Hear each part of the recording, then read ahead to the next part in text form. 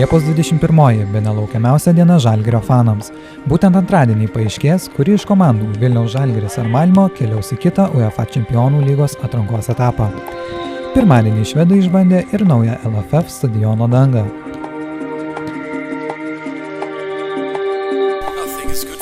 Aikštė mums rūpesčių nesukels. Turime nemažai stadionų Švedijoje su dirbtine danga. Mes esame prie jos pripratę. Mūsų jaunieji žaidėjai yra gimę ant tokios dangos. Jiems ji bus paranki.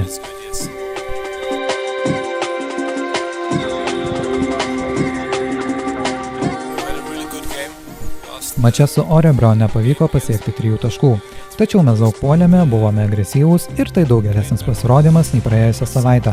Nesame patenkinti savo pasirodymu šiais metais, tačiau esame tobulėjimo procese ir su kiekvienomis rungtynėmis tampame vis stipresniais. Po praėjusio sezono pakeitėme nemažai žaidėjų, o jų adaptacija užtruko ilgiau negu kad tikėjomės. Tačiau manau, kad šiuo metu mes esame teisingame kelyje. Esame pilni energijos ir noro žygiuoti tolyn Čempionų lygoje. Lemiama Žalgirio ir Malmo akistata įvyks Liepos 21 dieną 21 valandą. Bilietus į šias rungtynes dar vis galima įsigyti visose bilietų pasaulio kasose ir interneto svetainėje. Jų prekyboje liko vos keli šimtai.